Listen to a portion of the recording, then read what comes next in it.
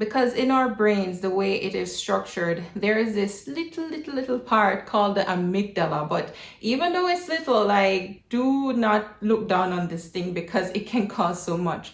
It is one of the parts of the brain that really functions in feeling stress and needing to find ways to protect yourself and then acting out based on that. But the thing is that, hi, my beautiful friend. I am so happy to be with you today and to talk about journaling, especially how journaling can be useful to heal your mind. Journaling, writing down consistently, daily, or even weekly has been such an amazing tool that personally has helped me to grow a lot.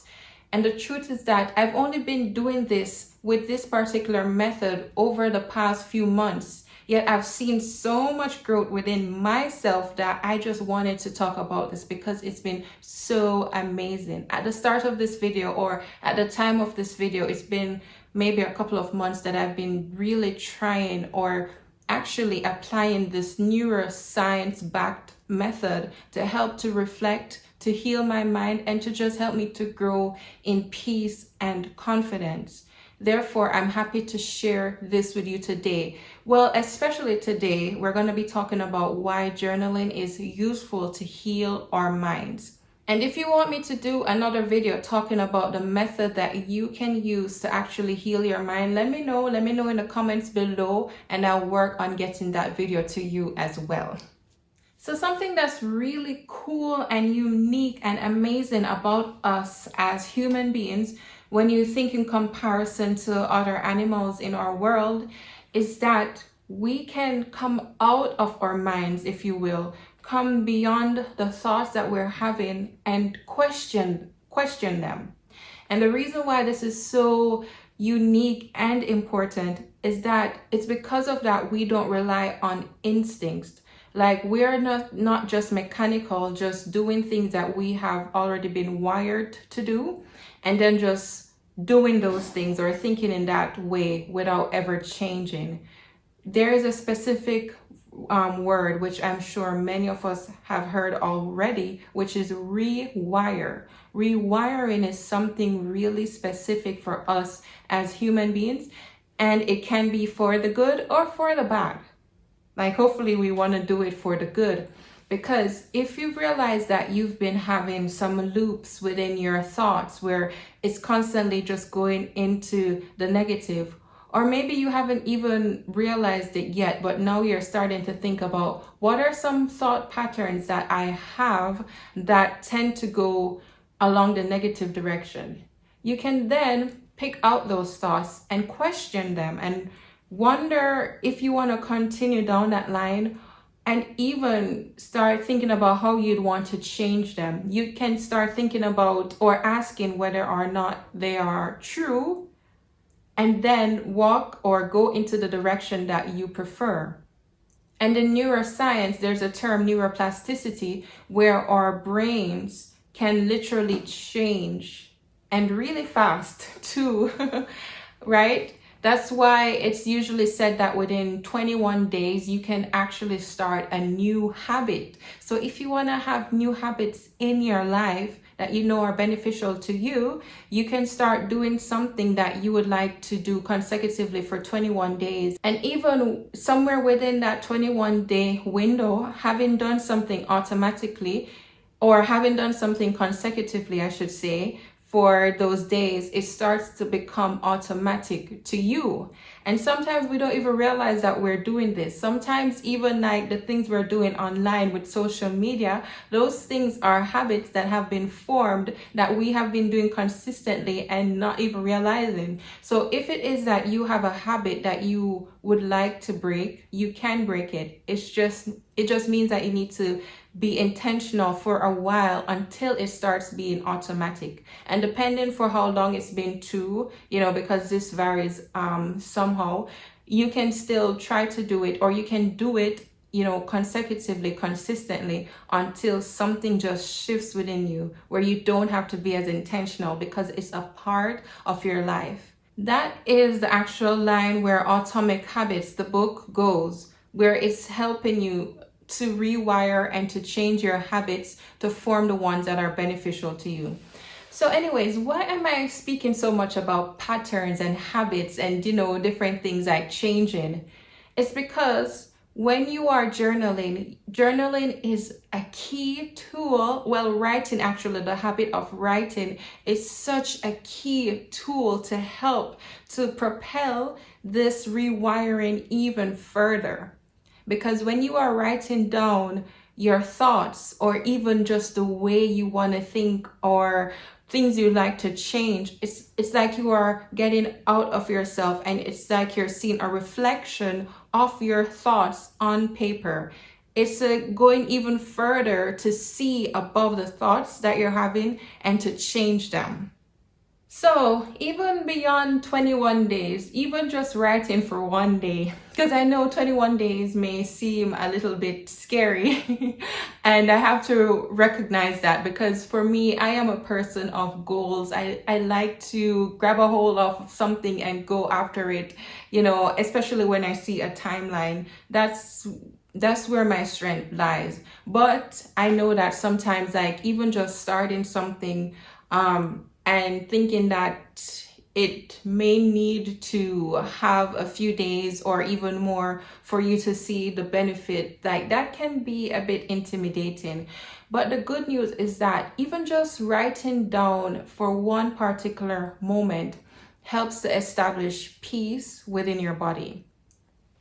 And the reason for this is that when you are labeling what you are feeling or thinking, that tends to lower down the stress. Because in our brains, the way it is structured, there is this little part called the amygdala. But even though it's little, like, do not look down on this thing, because it can cause so much.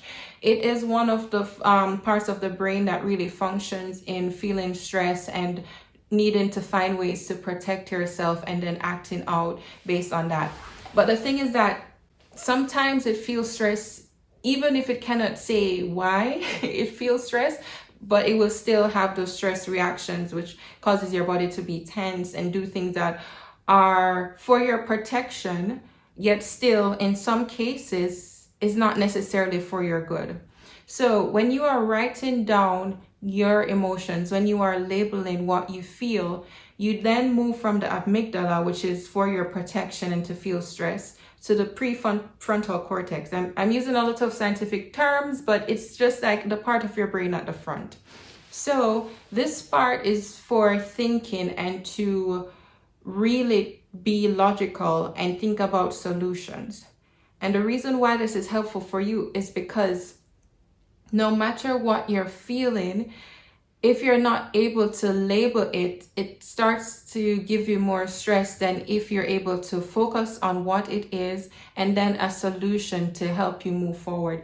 Even if that solution is to not think about it for a while, or to focus on it another day, or any solution that you may have for that particular thought or emotion. Like, this helps us so much to calm down and to feel more in control, and therefore feel more peace. So you can do this within your mind. You can think about your feelings or to label it, but writing it down puts you a step further, where you can now use this tool to bring you faster into naming what you're feeling and why, and the story behind it, and then assessing if you want to hold on to that story or not. So this is another reason why journaling, even in one particular moment, is helpful to heal your mind and even your body, to help you to just feel more relaxed and at peace. And another tool I would recommend that you use, which I've mentioned before, is to use the emotion wheel. Because for me, in the past, it used to be really hard to name my emotions, and therefore I would feel so much more stress. But when I look at this tool and the different emotions that I could be feeling, and I can pinpoint, oh, this is exactly what I'm feeling, and then write down why, I don't know, it just does something so much where I feel more relaxed. I'm able to name what is going on. And I don't know, it just helps so much even if you can't find a solution, usually the solution comes in the moment, but even if you can't find a solution, just say, for instance, you can name, or just by the fact of naming what you're feeling helps to calm you down so much. Did you know that you can change your memories? Your memories are not fixed. And one of the proofs of this is that you can have people who were living in the same situation, the same time, even as siblings, even twins, who have a different outlook on the experience that they had. So this is not about lying to yourself, but it's about taking the memories that you have and going into the direction, whether good or bad, depending on where your mind is leading you to. So why this is so cool with journaling is that with journaling, you can actually assess a memory you have of a specific scenario, and then think about the story and what you would like to tell yourself about the story. So for instance, for example, if someone has had a really painful event in their life, they can go back to that event, write it down, and then take the narrative they want to choose from that event. For example, what have they learned? How has it made them better? How can they reframe it? I remember this particular TikToker was talking about how, sometimes you have some painful events, like even heartbreak. And she was saying, just use it as your story arc. Say that you are the hero in that story, and that was part of your development arc, I think is a better term.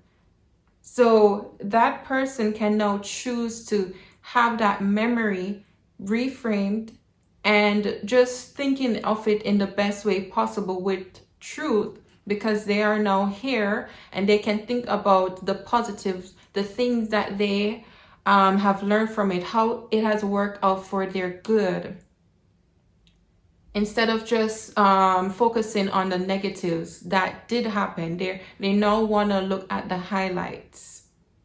And even while I'm saying this with a lot of compassion, knowing that it is hard to face some really painful memories that may have happened in your life. And I would really encourage you, if it's been really painful, to do this with someone who has been trained to help you, like a therapist or a trusted caregiver or companion who really cares about you as well. And you know that they have the examples in their lives that you would want for yourself. Just choosing the right people to help you.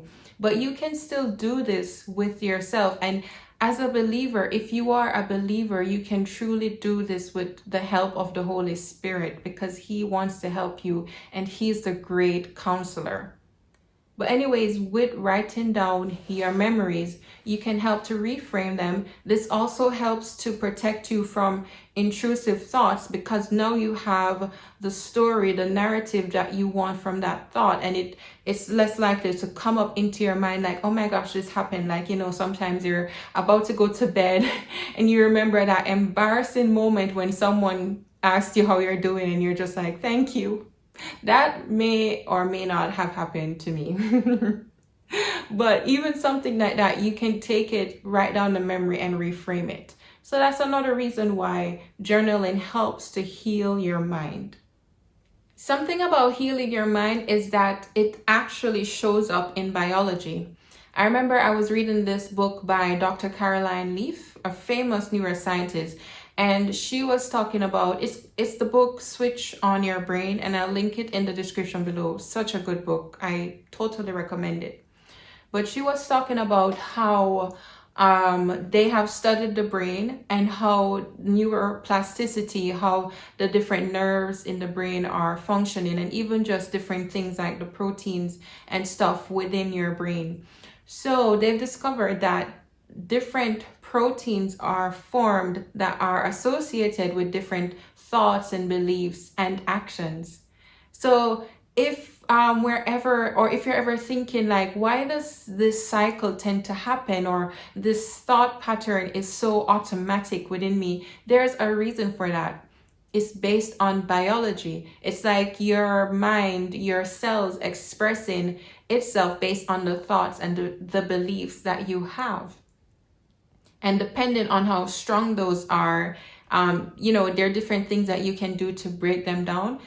If it's like on the negative side, I should say, or to build them up if they're on the positive side. But that goes to show that it is possible to heal your mind, and it is shown in biology. And if you will allow me to even get more scientific, there is this term called epigenetics, which is about the study of how genes are expressed. Because you already have the wiring in your genes when you're born, but they can be expressed more. Like some genes are expressed more than others, depending on what you do. It can be based on your environment, but it can also be based on your thoughts and beliefs. Therefore, like, healing your mind can become a superpower that can help you to really be in this world in the best way possible for you. If you're thinking about leveling up, if you're thinking about just being more peaceful and calm, healing your mind and using journaling for this is such an amazing tool and method that you can utilize to the best of your ability. If this resonated with you in any way, let me know how in the comments below, and I'll also be leaving some links to resources in the description for you to go and check out. Thank you so much for watching, and I look forward to seeing you soon. Have a great day.